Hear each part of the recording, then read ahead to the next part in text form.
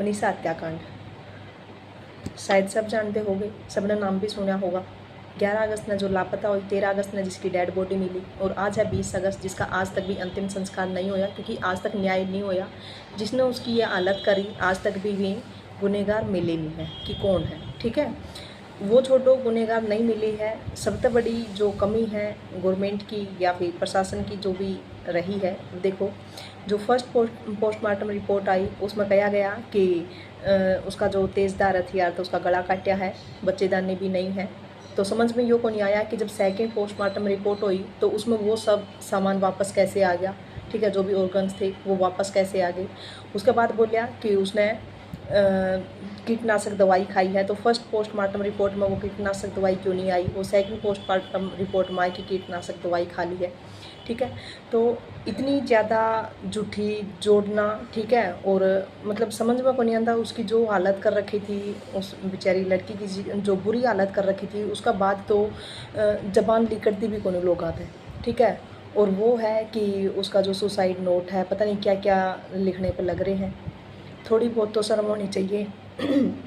जो भी डॉक्टर्स हैं या फिर जो भी ये पुलिस वाले हैं, ये भी तो किसी के बेटे हैं। ठीक है ना, उनका घर में भी बहन होगी, माँ होगी।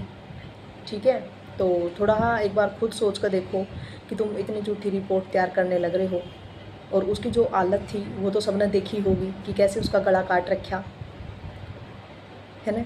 अब उसकी तो वो गलती भी नहीं थी कि भाई छोटे कपड़े पहन रखे थे या फिर पढ़ने में इंटेलिजेंट नहीं थी, सब कुछ था। अच्छे मार्क्स से उसने 12th करी। ठीक है, उसका बाद बीएससी नर्सिंग में उसने एडमिशन लेना था। अगर उसने बीएससी नर्सिंग में एडमिशन लेना था तो इसका मतलब क्या है कि वो पढ़ने में तो अच्छी थी। ठीक है, बीएससी नर्सिंग में एडमिशन लेना मतलब वो साइंस साइड तय अच्छी थी, लेकिन नहीं, वो सारी चीज़ नहीं देखी। प्ले स्कूल में तब पढ़ा कर वह नर्सिंग एडमिशन खातर वह गई थी। ठीक है, बीच में उसका साथ के होया कि नहीं होया, वो सब जांच करने की बजाय झूठी रिपोर्ट तैयार करने लग रहे हैं। तो देखो, अगर और नहीं पहुंच सकते, ठीक है, अगर उनका गांव में नहीं पहुंच सकते, लेकिन अपने सदर पर जितनी भी कोशिश हो सबने कोशिश करनी चाहिए कि न्याय मिला। नहीं तो अगर उसने न्याय नहीं मिला तो मतलब लड़की हो या फिर लेडीज हो, मतलब वो सेफ ही नहीं है। और आज के टाइम पे तो यूँ हो रहा है कि जो एग्ज़ाम है, एग्ज़ाम सेंटर भी इतनी दूर दे हुए हैं कि मतलब लड़की तो फिर जा ही नहीं सकेगी। अगर यही नहीं पता चला कि उसने उसका यो हाल किसने कराया है, क्यों कराया है, अगर उनकी सजा ही नहीं मिली तो। अब इतनी दूर एग्जाम सेंटर आवा है कि सुबेरे जावे हैं तो शाम ने रात ने देर रात ने घर आ बढ़े। ठीक है, तो अब घर वाले तो नहीं भेजेंगे,